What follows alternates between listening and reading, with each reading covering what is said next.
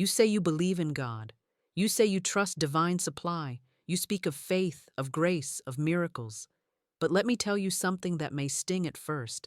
If fear is still ruling your decisions, then fear is the God you truly serve. Fear has become your master. Fear has become the idol before which you bow down in trembling obedience. You consult fear before you speak. You consult fear before you act. You consult fear before you dream. And every time you do, you dethrone the spirit and crown illusion. You cannot drink from two wells. You cannot sip truth and fear and expect peace to pour out of your soul. The subconscious mind, your faithful servant, receives all that you reverence. If you tremble before fear, it takes your trembling as instruction.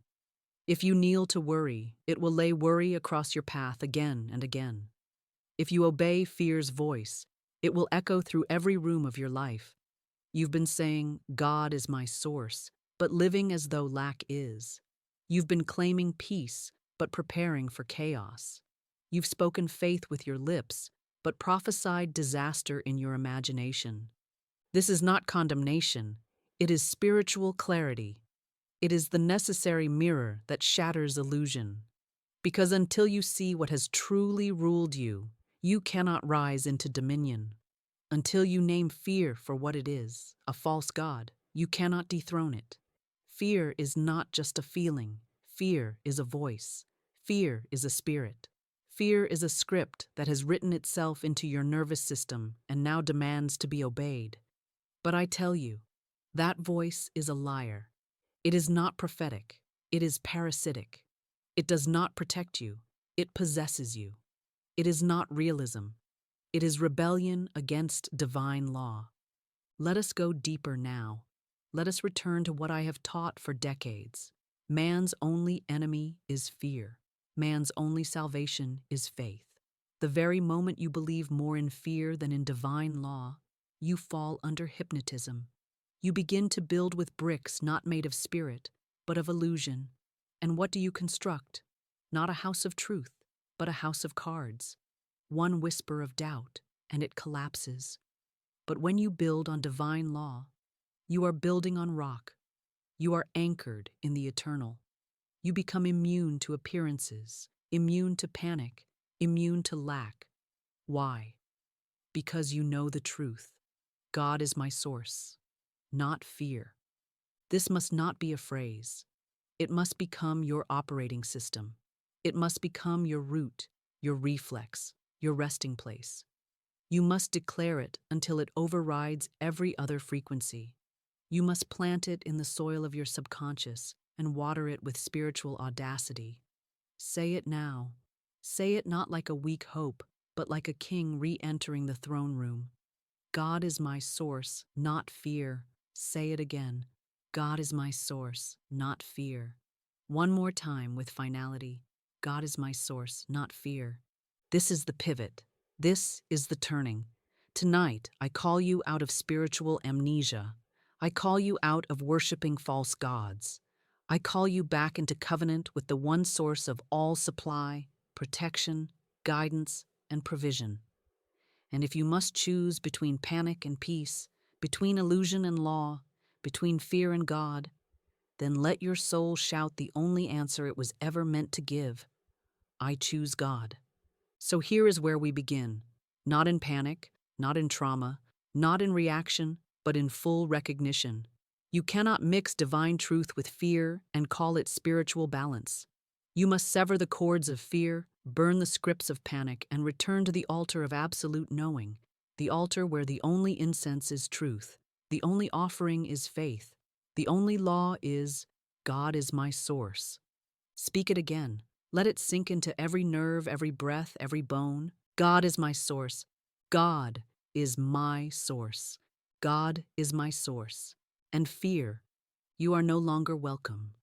The world has tried to convince you that your supply is in a paycheck, a partner, a pension, a promotion, or a portfolio. But I tell you now, in the rhythm of spiritual certainty, none of these are your source. They are but shadows of the real. God alone is your supply. God alone is the fountain that never runs dry. God alone is the storehouse without limit, and anything else you've mistaken for your provider is merely a channel, not the source. A channel can dry up, but the source never does. A channel can close, but the source cannot be blocked. A channel can change, but the source is changeless. So if your peace has been tied to your job, your income, your clients, or your business, then you have built your sense of security on sand, and it is time to return to the rock. Fear, on the other hand, parades itself as wisdom. It cloaks itself in realism. It will whisper, "Be careful. Be prepared for the worst. Save yourself while you can." It speaks the language of this world, but not the language of divine law. Fear says, "There's not enough." God says, "My grace is sufficient." Fear says, "You're alone in this." God says, "I will never leave you nor forsake you." Fear says, "You must control everything or you'll lose everything." But God says, "Cast your burden upon me and I will sustain you." Can you hear the difference now? One voice shrinks you. One voice expands you. One voice binds you to the visible. The other connects you to the infinite. You must discern the voice that has been guiding your decisions. You must ask yourself, not in shame, but in clarity, have I been living from source or from scarcity? For you cannot serve both. You cannot worship at the altar of divine abundance and still keep fear as your spiritual advisor. You must choose this day whom you will serve, illusion or truth. The Apostle Paul declared in Philippians 4:19, "But my God shall supply all your need according to his riches in glory by Christ Jesus." Not some of your needs, not occasionally, not if the economy agrees. All your need, all. Not according to man, but according to God. According to divine riches, not market fluctuation. According to glory, not logic. This is not a poetic promise, it is a law. It is a metaphysical certainty. But like all spiritual laws, it does not activate through casual belief. It activates through alignment. You must align with the source. You must speak from the source. You must walk in the source. The illusion of fear has had your attention for too long. It has been your motivator, your inner voice, your justification for why you cannot rest, cannot give, cannot trust, cannot release. But I tell you now, fear is not the responsible voice. Fear is not your protection. Fear is not your discernment. Fear is not your wisdom. Fear is simply the echo of separation. It is what speaks when you forget who your source really is. And you are not here to forget. You are here to remember.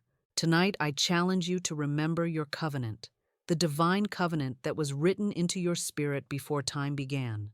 A covenant of supply, a covenant of abundance, a covenant of spiritual dominion, a covenant that does not depend on human hands, government systems, or market conditions. You were not created to survive. You were created to thrive, not by manipulation, but by manifestation, not by striving, but by speaking. You are not a beggar for scraps. You are an heir of the kingdom, and you have a divine right to declare, "My supply is spiritual. My source is God. I am supported by unseen riches, governed by divine law, and held in the flow of infinite provision." So tonight, we uproot the illusion. We tear down the idol of fear. We deny its claim to authority over your mind, and we speak instead the eternal truth. God is my supply. I do not fear the future, for the source of all good is already present. I do not fear tomorrow, for the law of divine supply is already working on my behalf. I do not panic, because I am provided for before I ask, and supplied before I see. Say it now with power. Let your words strike through the fog of illusion like lightning from heaven. God is my supply. God is my source. Fear is not my prophet. Lack is not my truth. My good is flowing. My channels are open. My source is eternal. And nothing, no fear, no person, no condition, can separate me from what God has already given. There is a nervous system of the body, and there is a nervous system of the spirit. and most of humanity has confused the two. They have been trained by the world to obey the twitch, the panic, the adrenaline of the flesh, instead of listening to the still small voice of spiritual knowing. But I say to you now, as one who speaks from divine authority, your nerves do not speak for God. Your anxiety is not divine insight. That flutter in your chest is not prophecy. It is programming. It is conditioning. It is a false alarm set off by fear that has been installed into your very biology, not by spirit, but by a lifetime of hypnotism to appearances. But let the truth ring loud and unshakable through every fiber of your being. You are not here to obey your panic. You are here to command peace. So many live in a state of reactive contraction. The moment they feel unease, they assume danger. The moment the mind offers a fearful thought, they run rehearsals of catastrophe. The body tenses, the breath shortens, the jaw clenches, and they think this is discernment. They think this is intuition. But no, true intuition is calm. True spiritual sight is peaceful. True divine warning is never fear-based. It is poised. It is still. It is knowing. Anything that causes confusion, panic, or chaos is not God. God never sends terror into the temple. God never rushes. God never yells. And God never speaks through fear. I have said it before and I say it again. Fear is inverted faith. It is faith in the wrong thing. It is spiritual power pointed in the wrong direction. It is belief, powerful, creative belief, in loss, lack, harm, or disorder. And whatever you believe in with emotional force, you help bring into form. This is why I say, never trust a thought that comes in panic. Never obey a decision that arises in dread. And never follow a signal from the body without checking first with spirit. Your body may have been trained to react, but your soul was created to rule. The nervous system of spirit is trust. The pulse of the divine is peace. The rhythm of heaven is calm certainty. And you are invited now to tune out of the frequency of reaction and into the frequency of revelation. You are not a machine of nerves. You are a vessel of light. You are not a sponge for fear. You are a channel for truth. And no matter how long you've lived under the tyranny of anxious thinking, no matter how many decades fear has been your first responder, tonight is your emancipation. You will not allow fear to possess your body another moment. You will not let your flesh make decisions meant for the divine mind. I give you this declaration now. Speak it aloud. Let it flood every vein with light. Let it pierce through the trauma coding and override it with sacred law. I no longer let fear govern my nervous system. My body is not my master. Spirit is. I walk in poise. I move in peace. I listen only to divine instruction. I am not a victim of reaction. I am the commander of vibration. My peace is not passive. It is power. Yes, peace is not the absence of movement. It is the presence of mastery. And you, beloved soul, are returning now to mastery. You are remembering that your nervous system was never meant to be a judge of truth. Only spiritual law is truth. Only divine knowing is real. The body reflects, but the spirit directs. And when the spirit leads, fear flees. So breathe now. Breathe with the authority of the Christ within. Let the panic dissolve into vapor. Let the false warnings go silent. Let the clenched muscles release. Say to your own flesh, as Jesus said to the storm, "Peace, be still." Say it again. Peace, be still. Say it to the nerves. Say it to the mind. Say it to the history. Say it until the very cells of your body bow to the word of truth. You are not the child of fear. You are not the slave of sensation. You are the heir of divine dominion. And you now reclaim every inch of your being under the rule of God. Speak it once more. I no longer let fear govern my nervous system. I am ruled by truth, by peace, by the Christ within. And so it is. Perfect love does not tolerate fear. It casts it out. Perfect love does not negotiate with anxiety, reason with doubt, or sit quietly beside panic. It throws fear out of the temple like Christ with a whip, cleansing the inner court from all that defiles. There is no fear in love, But perfect love casteth out fear, because fear hath torment. 1 John 4:18. There is no ambiguity in this law. It does not say that love soothes fear or diminishes it slowly over time. It says love casts it out, expels it, evicts it from the sanctuary of your being. And yet, so many still live as if love and fear can coexist, as if one room in the soul can be for trust and the other for terror. But I say unto you now, you are one being, one vessel, one field of consciousness, and what you permit in one part of your mind will eventually govern them all. Fear is torment, not warning, not wisdom, not preparation, torment. Fear is not here to help you. It is not your protection. It is not your teacher. It is torment, plain and simple. It loops through the mind, spinning stories of ruin and despair. It lashes the heart with false images, drains the body with invisible weight, and silences the voice of spirit with its shrieking predictions. It does not rest, it does not pause, and it does not submit until it is cast out. You cannot reform fear, you must remove it. You cannot make fear behave, it must be banished by the authority of divine love. What is divine love? It is not sentiment, it is not emotion, it is not human attachment wrapped in spiritual vocabulary. Divine love is the essence of God, the vibration of law, the energy that knows only order, provision, protection, and fulfillment. Divine love is a force, a fire, a frequency that burns through illusion and reorders the entire inner world into peace.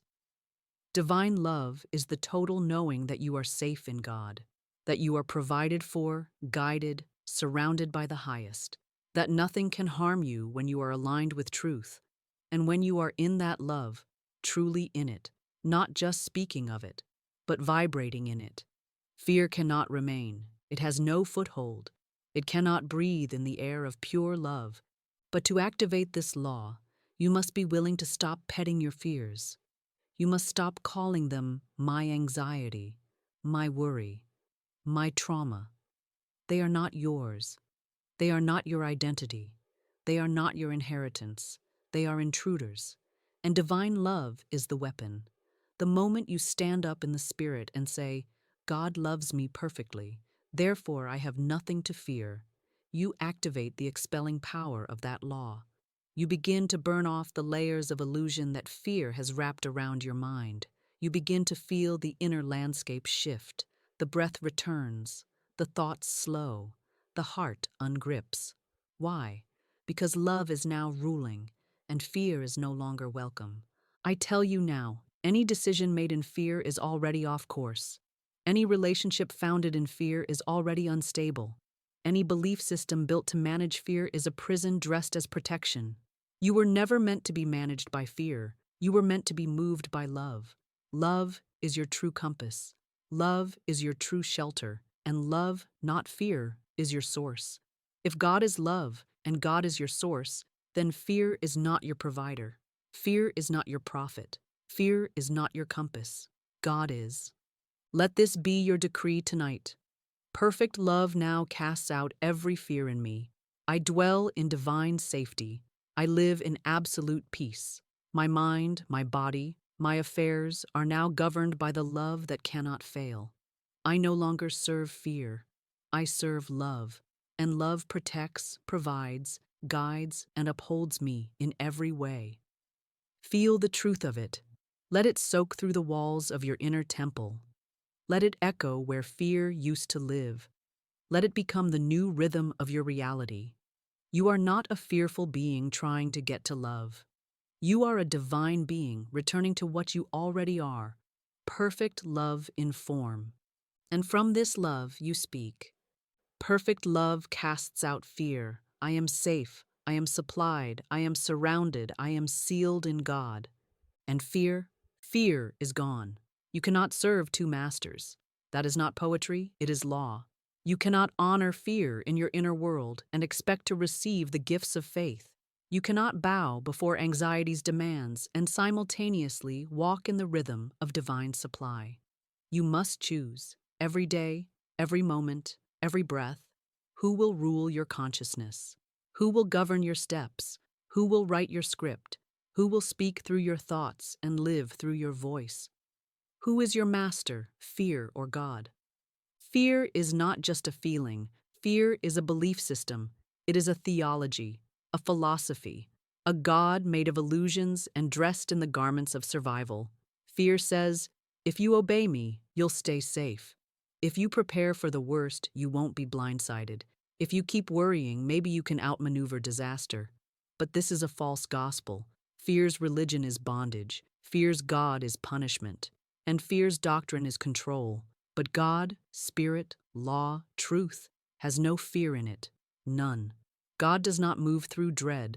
God does not manipulate through panic. God does not whisper threats in the dark. The vibration of God is peace, supply, love, and divine intelligence. So if fear is your counselor, God is not your source. And if God is your source, then fear is a stranger to your system. You must pick a throne. You must decide who reigns. The law of substitution declares that no two vibrations can occupy the same space. You cannot simultaneously vibrate in panic and peace. One must go. And the one that stays is the one you feed, the one you speak, the one you serve. When you think fearfully, you serve fear.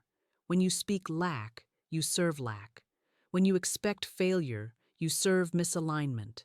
But when you speak truth, when you declare, God is my source and I shall not want, you serve the light. You activate the spiritual forces of order, right action, and divine timing. You substitute truth for illusion, and law takes over. I give you now a holy practice. Every time a fearful thought enters your mind, do not indulge it. Do not negotiate with it. Do not analyze or soothe it. Replace it. Immediately, rhythmically, powerfully, replace it. Say, God is my source. I cannot fear. Let it become your inner reflex. Let it rise up without effort. Let it be the sword you draw against every whisper of dread. When the voice says, what if it all goes wrong? You say, God is my source. I cannot fear. When the thought says, what if the money doesn't come? You declare, God is my source. I cannot fear. When the panic says, what if you're not good enough? You speak, God is my source. I cannot fear. This is not denial. It is divine interruption. It is spiritual warfare through spiritual law. Because what is fear, truly? It is a projection, a shadow, a hypnotic suggestion from the collective belief in separation. But you are not separate. You are not abandoned. You are not powerless. You are not unsupported. You are backed by a power that cannot fail. And that power is not outside of you. It is within. It is the Christ mind, the divine self, the eternal substance of all that is. When you say, God is my source, you align with that truth. You activate it. You embody it. And when you embody it, the law goes to work. Your body shifts. Your finances shift. Your atmosphere changes. People move. Doors open. Delays dissolve. Because you are no longer vibrating with fear. You are vibrating with Source. And Source never fails. Source never forgets. Source never runs dry. Source is spirit, and spirit is now. So I leave you with the discipline of declaration. Every time fear speaks, I speak louder. Every time fear rises, I rise higher. Every time fear commands, I refuse to obey. And I say this with divine finality. God is my source. I cannot fear. I am ruled by truth. I am led by light. I am held in perfect peace. Let fear hear it and fall. Let heaven hear it and respond. Let your soul hear it and rest. Fear is not just a visitor in your mind. It is a squatter. It has taken up residence, laid down roots, memorized the floor plan of your soul. It arrives uninvited, but you've gotten so used to its presence that you leave the door open for it now. You call it by name. You speak of it as yours. My anxiety, my worry, my stress. But I tell you now, you were never meant to keep company with fear. You were never meant to bond with panic or decorate your inner temple with dread. Fear may have become familiar, but it is not your family. It is not your friend. And it certainly is not your authority. It is a pattern, a program, a habit. and it must be broken. You see, most people don't fear just once, they fear chronically. They rehearse fear. They make space for it at the table. They check in with it before making a decision. Fear becomes the knee-jerk response, the subconscious script, the lens through which everything is viewed. And like all habits, it becomes automatic, mechanical, involuntary. But here is the great spiritual truth. Even the deepest fear habit can be uninstalled when the word is spoken with spiritual force. Because truth is stronger than pattern. Truth is stronger than trauma. Truth is stronger than memory. And the minute you begin to replace the lie with the word, systematically, rhythmically, faithfully, you begin to reverse the habit of fear and install the habit of dominion. It is not enough to feel better, you must reprogram. It is not enough to manage fear, you must expel it. And the way to do this is by building new spiritual reflexes. Whenever fear presents its false prophecy, when it says, "What if you lose everything? What if it all falls apart?" you must immediately, firmly, decisively flip the script. Say, "Even now God provides. Even now divine order governs my path. Even now I am surrounded by supply." This is the spiritual practice of substitution. It is the daily discipline of truth over reaction. It is the sacred art of training your consciousness to expect provision instead of loss, peace instead of panic, overflow instead of absence. You must learn to interrupt yourself. Interrupt the spiral. Interrupt the worry loop. Interrupt the temptation to call a friend, scroll a screen, or escape into busyness. Instead, speak the word. Right there, right then. When the fear hits, hit back with divine decree. When the lie says, "It's not going to work," you say, "All things are working together for my good." When the fear says, "You'll never have enough," you say, "My cup runneth over. I live in divine sufficiency." When the fear says, "You're on your own," you say, "The Lord is my shepherd, I shall not want." You must replace the habit of fear with the rhythm of law. This is the spiritual workout. This is the inner muscle building that transforms your vibration. Because once your vibration changes, once you are no longer ruled by fear's frequency, your world begins to rearrange itself in response. Your reality reshapes to reflect the truth you're finally living. But that truth must be spoken, not once, not occasionally, but continuously, boldly, with rhythm, with conviction. You don't just speak truth when you feel strong. You speak it until you become strong. You don't just affirm light when the storm has passed. You declare it in the thick of the wind. That is how the fear habit is broken.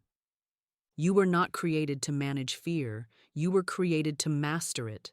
And the weapon of mastery is the word. Let your declaration now become your sword, your compass, your heartbeat. Speak this with the full weight of your soul. I no longer obey fear. I no longer serve the panic in my mind. I flip every fearful thought into divine truth. I replace anxiety with assurance. I trade dread for declaration. I install a new pattern, the habit of faith, the reflex of peace, the rhythm of divine knowing. And when fear shows its face again, as it will, say to it with sacred defiance, "You are not my master. You are not my source. You are not my truth." Speak it again. Speak it louder than the lie. Speak it until every cell, every thought, every nerve bows to the word. The fear habit must be broken. And it is broken now. There is a lie many carry in silence, that they must solve everything alone. That if they don't hold the pieces together, everything will fall apart. That their survival depends on vigilance, micromanagement, tension, and the performance of perpetual readiness. This is the lie that exhausts the body, withers the nerves, hardens the heart. It is the belief that to be responsible is to carry weight. But I come to you now with a holy interruption. I come to your burdened shoulders, your clenched jaw, your fast spinning thoughts, and I declare the law. You were never meant to carry the burden. You were meant to cast it. You are not Atlas. You are not the savior. You are not the source. You are the receiver of divine help, divine flow, divine timing, divine peace, and everything you've been dragging behind you like chains. those debts, those deadlines, those expectations, those fears about tomorrow, none of them are yours to carry. They are not your assignments. They are not your weights. They are invitations to surrender, invitations to speak the most powerful transfer of spiritual authority ever given to man. I cast the burden. This is not a metaphor. This is a metaphysical operation, a sacred transaction between the conscious mind and the Christ within. When you say, I cast the burden of fear on the Christ within and I go free, you are not just speaking relief, you are commanding law. You are transferring the false sense of responsibility to the divine intelligence that knows how to handle all things, heal all things, order all things. You are no longer trying to figure it out with your limited view. You are no longer negotiating with fear. You are releasing it out of your hands, off your back, and into the rhythm of divine orchestration. I have seen miracles born from this practice. I have watched a woman cast the burden of financial panic and walk into unexpected provision within days. I have witnessed a man cast the burden of chronic worry about his children and see peace return to his home. Why? Because when the burden is cast, the channel is cleared. When you release the illusion of control, you create room for miracles. As long as you grip the burden, you block the blessing. As long as you think it's up to you, you operate from the flesh. But the moment you say, this is no longer mine to carry, heaven takes it up. The law begins to move. The invisible steps in. And what once felt heavy becomes light. This is not weakness. This is not avoidance. This is spiritual dominion. Because the most powerful act a soul can make is to say, I am not the source. I am the surrendered. You do not cast the burden into the void. You cast it upon the Christ within, the divine pattern, the inner law of harmony. And that law, once activated, begins to reorder the very field of your life. It restores right relationships, clears confusion, dissolves fear, replaces chaos with peace. Not because you earned it, but because you released what blocked it. And so now, I ask you, what have you been carrying? What fear? What story? What strain? Speak it, name it, and then give it away. Say with me now, I cast the burden of Tarao Sai on the Christ within and I go free. Say it again. Say it until you feel the cords loosen. Say it until your shoulders relax. Say it until your breath returns. This is your practice now. Every time the old fear reappears, you don't reason with it, you cast it. Every time anxiety tries to possess your breath, you cast it. Every time control tries to hijack your peace, you cast it. You take that burden, wrap it in faith, and place it in the hands of the infinite. Speak this aloud. I cast the burden of fear on the Christ within and I go free. I cast the burden of financial worry. I cast the burden of what-ifs. I cast the burden of perfectionism. I cast the burden of rushing. I cast the burden of being strong for everyone. I cast the burden of being enough. I cast it all, and I go free. Freedom is not earned, it is claimed. And when you release the lie, the truth rushes in. Let it rush in now. There is a sobering truth that must be spoken now, not to shame you, but to liberate you. Every time you bow to fear, you are worshiping it. Every time you consult fear before speaking, obey fear before moving, or rehearse fear before sleeping, you are giving it reverence. You are kneeling at its altar, sacrificing your peace on its demand, and treating it as if it holds prophetic power. But I tell you plainly, fear is not your God. Fear is not your source. Fear is not worthy of your obedience, your energy, or your imagination. What you fear, you serve, and what you serve, you become bound to. If fear has become your authority, then it has also become your idol, and spiritual law will not tolerate divided loyalty. You must understand, fear thrives on attention. It feeds on focus. It multiplies through meditation.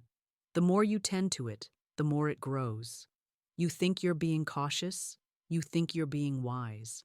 But what you are truly doing is reinforcing a vibrational reality where fear is central and God is peripheral. You say, "But I still pray." And I say, "Yes, but to whom do you pray more often? Whose voice do you obey more readily? Whose vision do you trust more completely?"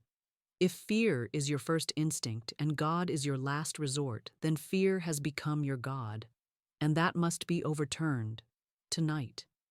This is not merely semantics, this is spiritual alignment. This is about understanding what the heart bows to when no one is looking. Because when fear is ruling, faith cannot operate freely. The field becomes choked, the channel becomes blocked, the vibration becomes static, and manifestation halts, not because God has stopped giving, but because you have tuned your receiver to a false signal. You are listening to a voice that does not belong in your temple. You are taking direction from a fraud. So we come now to the Holy Confrontation. If fear is a form of worship, then what have you been worshiping with your time, your thoughts, your language, your planning? What altar have you knelt to this week? The altar of doom, the altar of lack, the altar of what if, or the altar of I am, the eternal name of God, the ever-present source, the divine reality behind every appearance?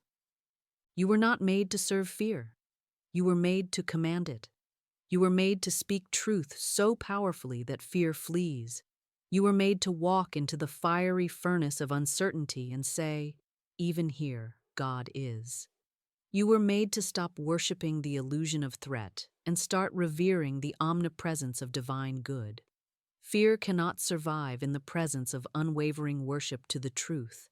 It cannot feed on declarations of sufficiency. It cannot root itself in a heart that exalts God as the only source. So let us replace that false worship now. Let us flip the altar. Let us tear down the high places where fear has sat and build again the temple of truth. Say with me, "I no longer worship fear. I no longer obey its voice. I renounce fear as false prophecy, false identity, false power. I now turn fully to the source. I bow only to truth. I worship only love. I serve only the I am." Let that be your song in the night. Let it echo through your body, your decisions, your inner conversations. You are not loyal to fear. You are loyal to God. You are loyal to the law. You are loyal to the kingdom of heaven within you. And that loyalty bears fruit. That loyalty shifts timelines. That loyalty releases miracles. You do not worship fear, not anymore. You worship truth. You worship peace. You worship the unshakable law that governs the universe with love. Fear is not your God, and fear is not your source. Faith is not fragile. Faith is not a feeling that floats through your chest on good days and disappears in the wind when clouds gather. Faith is a force. It is substance. It is architecture. Now faith is the substance of things hoped for, the evidence of things not seen. Hebrews 11:1. Substance, meaning it has weight, it has mass, it has density in the unseen realm. And just like the muscles of your body, faith must be built, stretched, torn open, and healed stronger, used daily, spoken hourly, lived perpetually. It is not enough to say, "I believe." You must exercise that belief until it becomes reflex. So many ask, "How do I get more faith?" And I tell them, it is not something you get, it is something you grow. You already have it. Even fear is proof of that. Fear is faith in reverse. It is evidence that you are already using your power to believe, just directed at the wrong outcome. If you can worry, you can declare. If you can rehearse disaster, you can speak deliverance. If you can fear lack, you can proclaim supply. It is not a matter of capacity, it is a matter of direction. Your power has never been missing. It has simply been pointed at the wrong kingdom. And so now we turn. Now we shift the entire energy of your being toward the real, the eternal, the divine. We stop rehearsing problems and start rehearsing provision. We stop bracing for impact and start preparing for increase. We stop wondering if God will move and start knowing that God is moving now. That is what faith says. Now. Faith does not live in delay. It does not live in someday. It lives in this breath, this heartbeat, this moment. Faith says, it is done. Faith says, I may not see it, but I know it. Faith says, though the fig tree shall not blossom, yet I will rejoice. Because faith is not an emotion, it is a spiritual posture, a choice, a practice, a muscle. You must exercise that muscle, daily, repetitively, without apology. You must wake up and declare truth before the day declares anything to you. You must speak your supply before you check your account. You must bless your body before the mirror says otherwise. You must affirm divine order before the world reports chaos. This is not pretending, it is commanding. This is not delusion, it is dominion. Because faith is not ignoring facts, it is invoking higher law. It is remembering the unseen while living in the visible. It is knowing that the realm of spirit does not wait for your five senses to catch up. I remember a woman who came to me in complete panic. She had lost her job, feared eviction, and felt paralyzed by the weight of the unknown. She said, Florence, I don't have any faith left. I told her, that is not true. You have faith in the problem right now, but we're going to redirect it. I instructed her to speak every day without fail. I now exercise faith in the divine solution. I see the path open before me. God is my immediate and endless supply. At first, she didn't feel it. Her voice trembled, her fear still screamed, but she kept speaking, she kept declaring, she kept moving the weight. And within days, not months, days, opportunities began to show up. A former colleague reached out, a freelance project landed, a financial door swung wide. Why? Because she began building her faith muscle. She stopped laying on the floor of panic and started doing spiritual reps. And so will you, not later. Now speak this. My faith is strong. My faith is active. My faith is now. I no longer let fear train me. I train my faith. I speak truth even when I feel doubt. I act on divine guidance even when I do not see the full picture. My faith is not a flicker. It is a flame, and I build it daily. Say it again. Say it until it vibrates.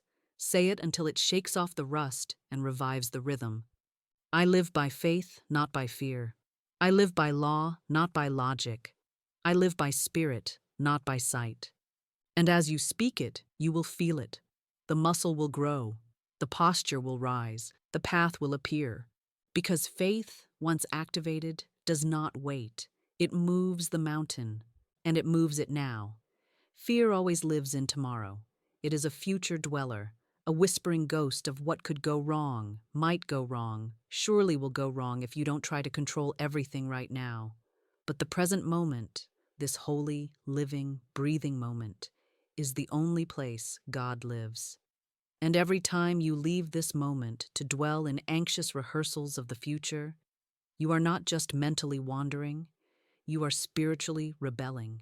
You are stepping out of alignment with divine law, because divine law only functions in the now. God does not supply you tomorrow. God supplies you now. The door to heaven is not set to open when you reach some imagined place of worthiness or preparation. It is open now, but you must be here to walk through it. Fear of the future is a form of spiritual trespassing. It pulls your energy out of the present, out of trust, and into fantasy, dark, distorted, dangerous fantasy. And I tell you this with no softness, because it must be said plainly. The future you fear is not real. It is not created. It is not truth. It is a mirage shaped by memories of disappointment and dressed in the language of logic. But logic is not law. Spirit is law. And spirit does not predict tragedy. It reveals perfection. Spirit does not forecast suffering. It unfolds divine order. But you cannot receive what Spirit is doing in this moment if you are mentally trying to survive moments that haven't even happened yet. I know why you do it. I know why your mind wants to skip ahead. because it thinks it can prevent pain if it plans perfectly. It thinks it can dodge disappointment if it rehearses every possible version of failure. But fear's preparation is not protection. It is poison. It is self-inflicted torment in the name of wisdom. And it cuts you off from the very presence of peace that would solve everything if you would just be still. The longer you try to control a future built on fear, the further you drift from the miracles waiting in the now. God does not meet you in hypotheticals. God meets you here, right now, in this breath, in this silence, in this moment where your shoulders relax, your jaw softens, and your heart finally exhales the burden it has been carrying. Right here is where solutions rise. Right here is where inspiration flows. Right here is where guidance lands. Right here is where fear loses its grip.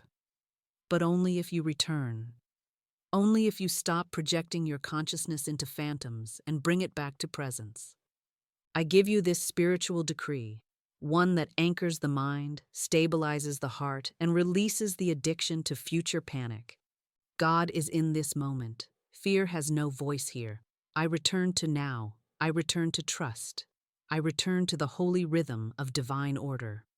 And when your mind tries to jump again, because it will, you speak louder. You ground deeper. You declare again, God is in this moment. This moment is my safety. This moment is my provision. This moment is my answer. You don't need to plan every outcome. You don't need to solve tomorrow. You need to show up in the now with a steady spirit and a listening ear. You need to stop asking, what will happen to me later? And start affirming, God is happening to me now. Divine timing is not scheduled in the future. It is always unfolding in the now. And your only job is to stay close enough to truth to hear its whisper. So we end this chapter with this final declaration. Let it break the spell of projection. Let it silence the swirl of imaginary fears. Let it bring your soul back to center.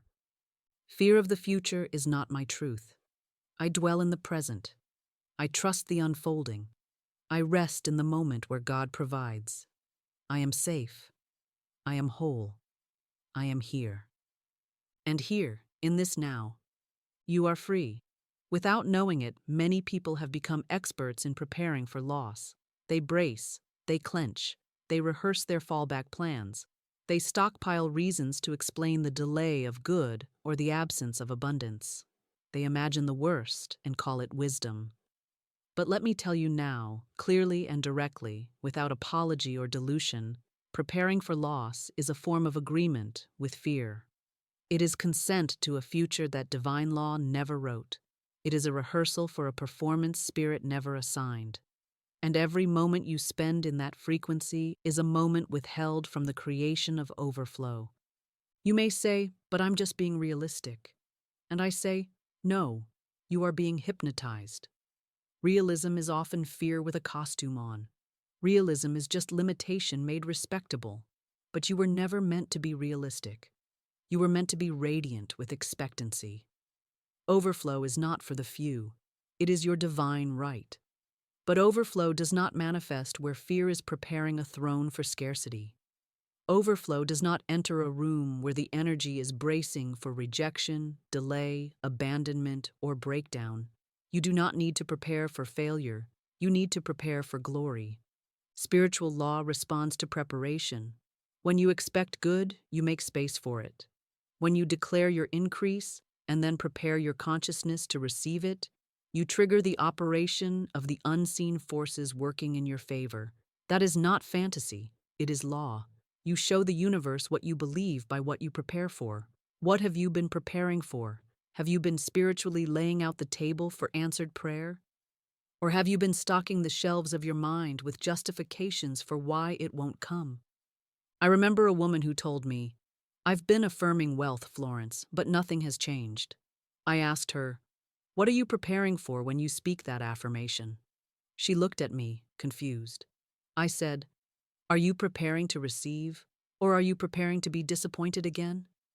She began to cry. Because deep down, she knew.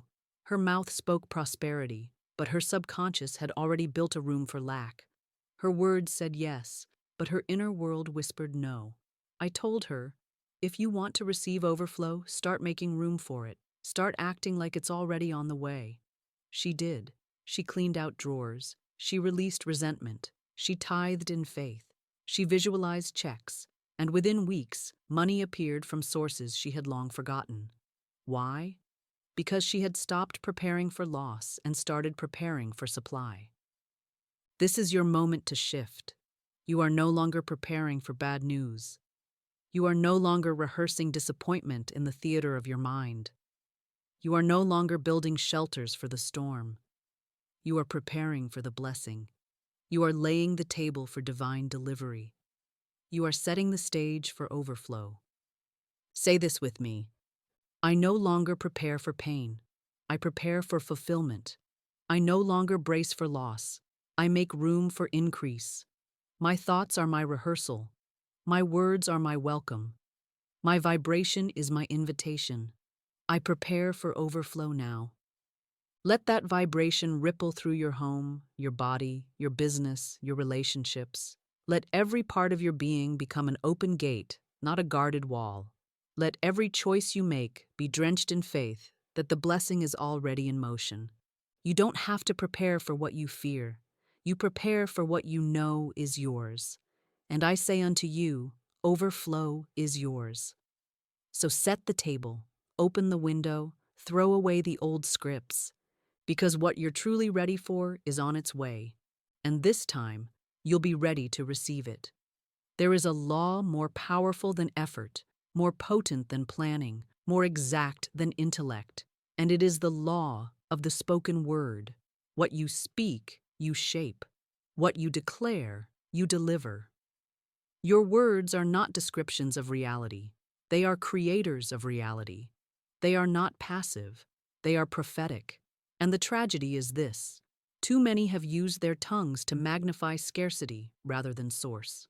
They have made casual conversation with limitation and called it honesty. They have spoken debt, delay, and defeat into the very atmosphere that was poised to deliver supply. And then they wonder why lack lingers, why doors remain closed, why money seems allergic to their lives. It is not God withholding. It is man misusing the creative force of speech. You must stop narrating your fear. You must stop reporting for the side of limitation. You must stop being a spokesperson for scarcity. Every word you speak is either a seed for increase or a weed of obstruction. Every sentence is a signal to the subconscious, a cue to the universe. So what are you signaling? What have you been repeating under your breath? I can't afford it. Money's tight. I'm always behind. These phrases may feel like facts, but spiritually they are spells. They are declarations of lack that bind you to the very condition you're trying to escape. The spoken word is not a game. It is not a ritual. It is a law. And until you align your mouth with your source, you will keep seeing the evidence of your scarcity. Not because God is punishing, but because law is precise. You do not get what you wish. You get what you decree. And if your decrees are dipped in fear, laced with doubt, or polluted with confusion, then you are working against your own good. But the good news, the gospel of the word, is this: you can flip the script at any moment. You can override decades of scarcity vocabulary by beginning a new language of supply. You can trade in panic for prophecy. You can begin right now, this very breath, to speak from your source. Speak not of what's missing, but of what is spiritually present. Speak not of appearances, but of abundance. Speak not of the world's economy, but of divine substance. Say, I always have more than enough. God is my limitless supply. I walk in overflow. I speak my good into form. This is not fluff. This is structure. This is not feel-good philosophy. It is metaphysical engineering. You are designing the blueprint of your reality with every phrase. If you want increase, speak increase. If you want clarity, speak clarity. If you want freedom, speak as one who is already free. The subconscious mind cannot resist a declaration of truth spoken with conviction. The atmosphere must respond. The field must adjust. The provision must begin to organize around the vibration of certainty. Do not let fear borrow your tongue anymore. Do not let doubt write your script. Do not let frustration become your liturgy. You are not a reporter of scarcity. You are a high priest of the spoken word. You declare, you anoint, you prophesy. And what you speak, you shall see. So speak this now. God is my only source. I release all language of lack. I declare from abundance. I speak with divine power. I no longer narrate my fears. I narrate my faith. I no longer advertise shortage. I advertise supply. I no longer echo the world. I echo the word. And when others around you begin to rehearse their worry, you do not join them. You hold your frequency. You remain faithful to truth. You say silently or aloud if led, "That may be their belief, but it is not mine. My supply comes from God. I speak only what I wish to receive." And so you begin to receive. Fear of people is one of the subtlest forms of spiritual amnesia. You forget who you are, and more dangerously, you forget who God is. You forget that your supply does not come through man. Your safety is not in the hands of a boss, a judge, a client, or a critic. You forget that human approval is not your oxygen. You forget that no person can close what God has opened, and no opinion can rewrite what divine law has decreed. And yet, how many times have you shrunk to fit someone else's expectation? How many times have you withheld your truth, minimized your light, distorted your word, just to avoid judgment, rejection, or offense? That, my beloved, is not humility. That is bondage. It is spiritual submission to a false god, and that god is fear of man. The fear of man bringeth a snare, but whoso putteth his trust in the Lord shall be safe. Proverbs 29:25. A snare, meaning a trap, a cage, a vibration of entanglement. When you fear people, you lose clarity. You lose sovereignty. You begin to ask, will they approve? Instead of, is this true? You seek to be liked instead of aligned. And worse, you begin to believe that people have the power to block your blessing. You begin to worship their reaction more than God's provision. But I am here to remind you, no person is your source. They may be a channel. They may carry an assignment. They may show up as the vessel through which your blessing flows. But they are not the origin. They do not control the flow. And they do not have the final say. You must shift your inner loyalty back to God. You must reclaim your sacred identity. You must stop filtering your expression through the lens of how it will be received. You must walk, speak, move, create, and decide as one who is rooted in divine authority, not social permission. Because people-pleasing is not peacekeeping, it is soul-leaking. It drains your power, it disrupts your discernment, and it keeps you tethered to low frequencies where miracles cannot manifest. God cannot speak clearly through a vessel that keeps checking for human approval. The voice of spirit is loudest when the noise of people has been quieted. You must learn to hear that voice above the crowd. You must learn to say, I will not betray my knowing just to be accepted. Because the world may not always applaud your alignment, but heaven will respond to it. And when heaven responds, doors open, favor multiplies, and those who once intimidated you lose all their power. Let me say this plainly. Stop shrinking for people who didn't create you. Stop delaying obedience because of someone else's doubt. Stop postponing your next move because you're afraid of being misunderstood. You were not sent here to be manageable. You were not sent here to blend in. You were sent here to walk in divine instruction, regardless of the crowd. And the moment you remember that, the spell of people-pleasing will break. Speak this now, and speak it from the marrow of your spiritual bones. I no longer fear people. I no longer bow to their opinions, their reactions, or their power. I return to truth. I return to God. I remember who I am. I remember who my source is. I am safe in obedience. I am protected in alignment. I am guided by law, not by the mood of the crowd. Say it again until the inner tie to human approval dissolves. Say it until your spine straightens, your voice returns, your presence expands. I fear no man. I fear no opinion. I serve only God, and God is my source. Let every part of you remember, Let every past wound of rejection be healed. Let every mask fall off. And let your life begin again, governed not by fear of man, but by trust in God. The voice of fear is loud not because it holds truth, but because it must shout to be heard above the still, unwavering tone of spirit.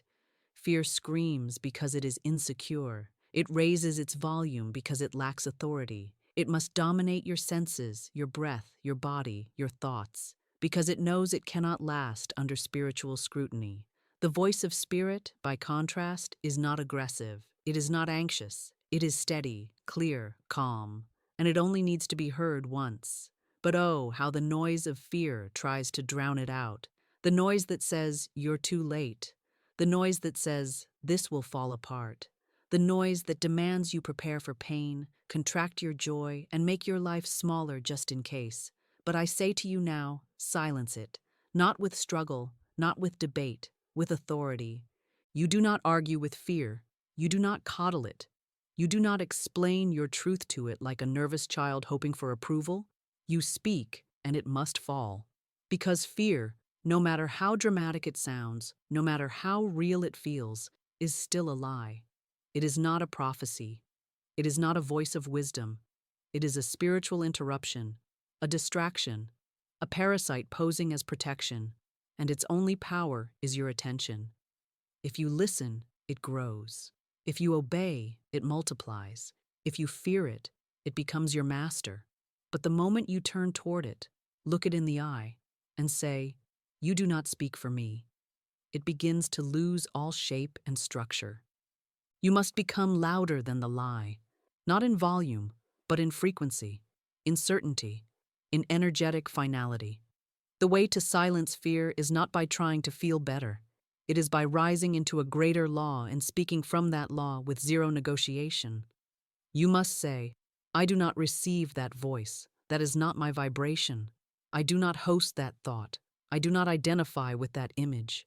I am aligned with divine truth, and only divine truth speaks through me now. I give you now a vision, a barking dog behind a fence. It snarls, it howls, it throws itself against the rails, but it cannot touch you unless you climb into its yard. This is fear, all bark, all noise, but bound by the fence of divine law. If you stay in your vibration, it cannot reach you. If you remain in your peace, it cannot bite. The only way fear harms you is if you believe its bark is real and climb into its territory. But why would you? Why would you leave your peace to visit a lie? So when the noise begins again, and it will, you do not react. You do not tremble. You do not make it your companion.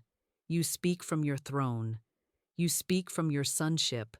You say, "I silence every voice that is not the voice of God. I rebuke the false prophet of fear. I speak truth, and truth alone has authority in my life." Let it be a command, not a wish. Let it be a verdict, not a plea. Let it ring with the power of one who knows their kingdom. Speak it again. I speak, I silence, I choose divine truth. And when you do, the barking will cease, the swirling will stop, the fog will lift, because fear cannot stand in the presence of a voice rooted in eternal law. Your voice, spoken from truth, grounded in spirit, unshaken by appearance, is the gavel in the courtroom of your consciousness. Let that gavel fall. Let the trial end. Let fear's voice be silenced permanently. You are not here to be tormented. You are here to declare. And what you declare, you silence. Fear always rushes. It operates on the frequency of panic. It whispers, "You're behind. Hurry, do something. Fix it now or lose everything." But I tell you now, and I tell you from the certainty of divine law, nothing in the spirit is ever rushed. Nothing in divine order is ever late. Fear does not move in alignment with right timing. Fear creates artificial urgency, false deadlines, and desperate decisions. It speeds you up to make you miss the miracle. It demands action before wisdom arrives. It pressures movement before clarity is complete. But divine timing is not dictated by fear. Divine timing is exact, perfect, precise. And when you are aligned with divine timing, the right thing happens at the right moment, and no force of fear can delay it or destroy it. You must understand the frequency of timing in the spirit. Divine timing is not about passivity. It is not about waiting for the skies to part. It is about trust. It is about rhythm. It is about discerning the pulse of divine order and moving in step with it, not ahead of it, not behind it, but with it. Fear will always try to rush you into premature action. It will whisper, if you don't act now, it'll be too late. But the voice of spirit says, peace, be still. I will instruct thee in the way that thou shalt go. Psalm 32:8. Fear hates waiting, not because waiting is wrong, but because waiting destroys fear's illusion of control. Fear wants you frantic. God wants you grounded. Fear wants reaction. God wants revelation. The moment you feel pushed, pressured, frantic, pause. Don't obey the pressure. Listen for the rhythm. Feel for the peace. If the peace isn't there, the timing isn't either. Do not be seduced by urgency masquerading as necessity. Divine opportunities are never missed by those who walk in alignment. What is yours by spiritual right will circle back if needed.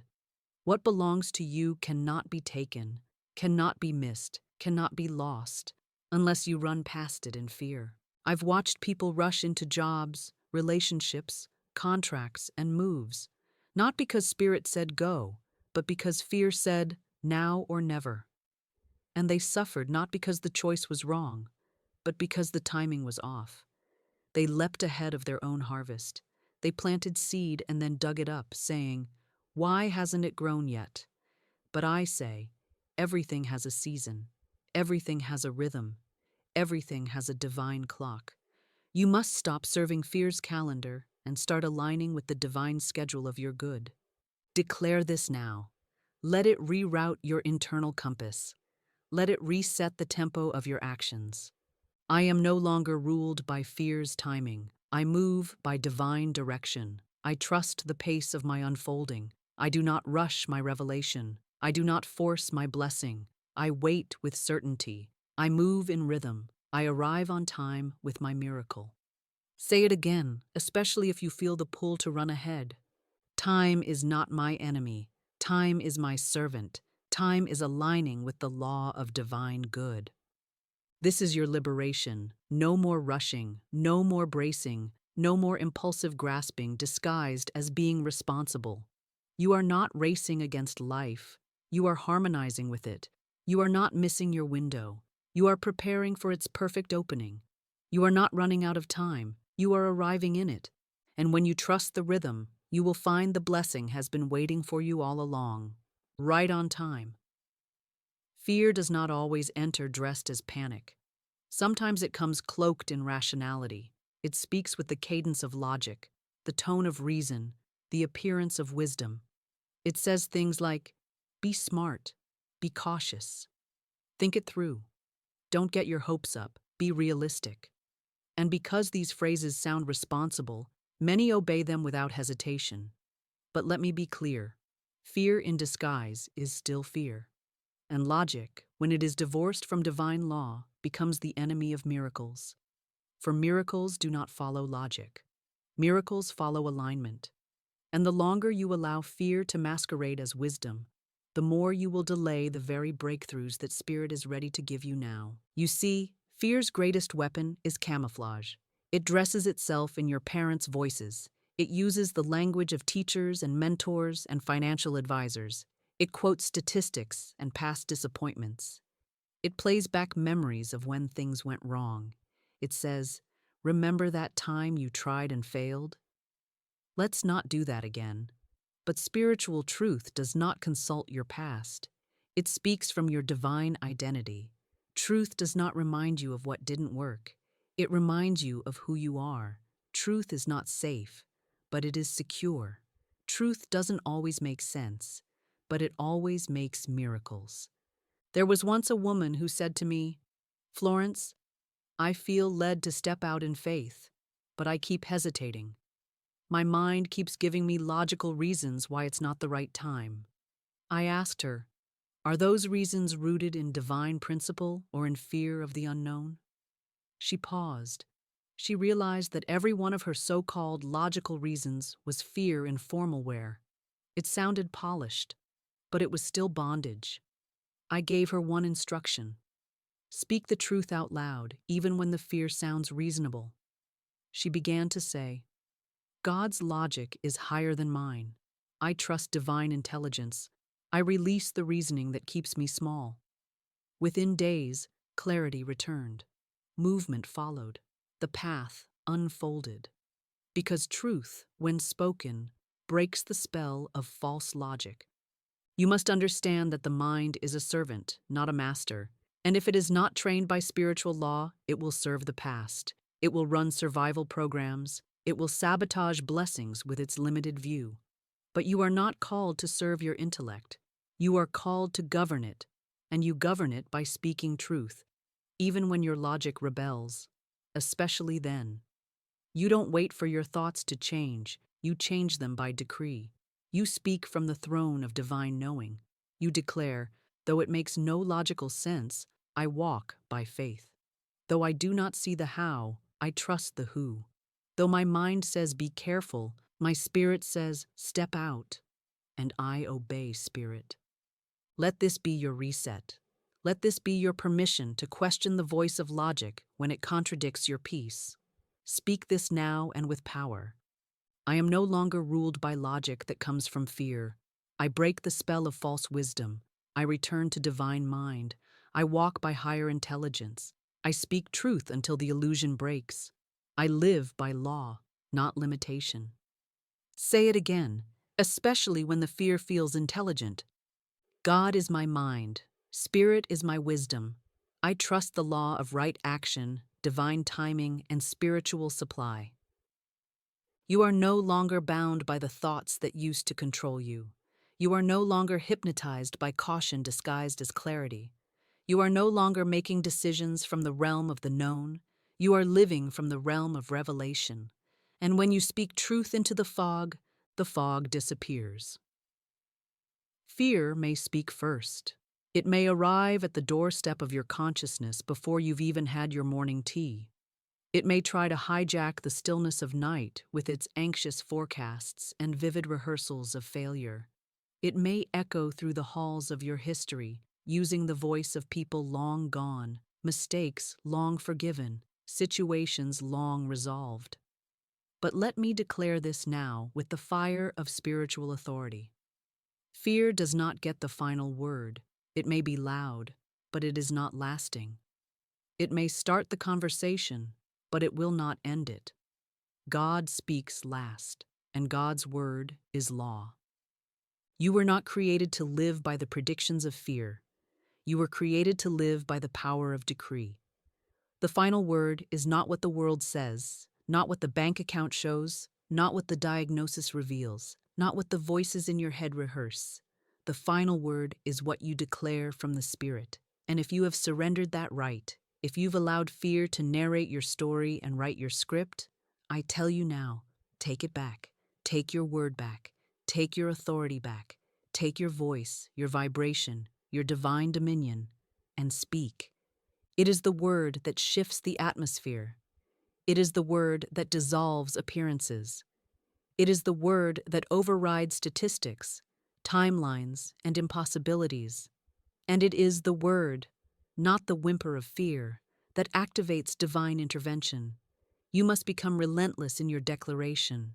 When fear says, "This will never change," you say, "God is not finished, and I declare divine order now." When fear says, "You've missed your chance," you speak, "There is no missed opportunity in spirit. What is mine returns in perfect form." When fear whispers, "You're alone," you declare with force, "I am surrounded by divine presence, guided by divine wisdom, supplied by divine law." You do not wait for your emotions to agree. You do not wait for the facts to catch up. You speak the final word as the sovereign creator you are, and the world must bend to meet it. This is not delusion. This is dominion. This is what I have taught from the beginning. Man's word is his wand, not man's wishes, not man's worries. His word, his declaration. The moment you declare from truth, You realign the field. You do not speak to describe what is. You speak to reveal what Spirit says is so. You are not here to echo fear. You are here to prophesy truth. So let us do it now. Let us overturn every script fear has tried to write. Speak with me now, and let these words thunder through your spirit. Fear, you do not get the final word. God is my source. God is my law. God is my provision. I speak truth, and truth is law. I now declare the outcome, not based on appearances, but based on spiritual reality. I am supplied. I am protected. I am chosen. I am led. I am free. And no voice of fear may speak louder than the voice of divine certainty within me. Let the word go forth. Let the atmosphere hear you. Let your cells hear you. Let the field of infinite potential hear you. Say it again, with fire this time. The voice of fear is overruled by the law of divine truth. This is your courtroom now. You are the judge. You are the voice of law. You are the speaker of heaven's decree on earth. Fear may have made its case, but your word, backed by divine law, is the verdict. And when you speak it with boldness, with rhythm, with unwavering authority, heaven moves. And fear? Fear is silenced. The final word is yours, and it is written in truth. This is the return, the sacred turning point, the moment where everything you've remembered becomes everything you now embody. The journey from panic to peace, from reaction to revelation, from fear to faith, brings you to this threshold, the moment of renunciation and resurrection. You were never meant to live fragmented, tossed by every wind of emotion, chasing safety in outer conditions. You were not sent here to survive by managing fear. You were born to reign through spiritual law. You were born to speak the invisible into form, to walk with divine poise, to live from source. And now, in the full circle of all you've declared, spoken, released, and reclaimed, you return. Return to source. Return to the truth that God is not a concept, a theory, or a religious symbol. God is law. God is life. God is supply. God is the current behind every answered prayer, the pattern behind every provision, the love behind every healing. And this God, your source, is not separate from you. It is the breath in your lungs, the I am within your voice, the wisdom in your silence, the power in your decree. You cannot be disconnected from your source, but you can forget. You can wander in the wilderness of fear and spend years trying to earn what was already yours by divine birthright. And fear is what has made you forget. Fear is the amnesia of the spirit. It seduces you into thinking you are alone, unworthy, unsupported, unready. It blinds you to the wellspring of good that is already yours.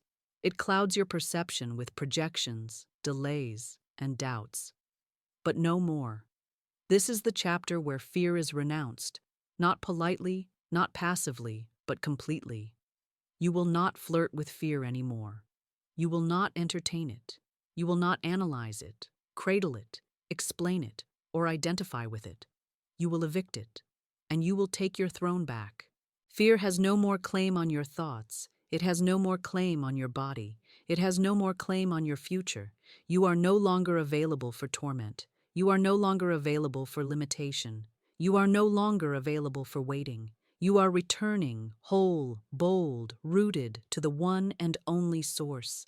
And from this place, you speak with divine clarity, divine certainty, divine finality. God is my only source.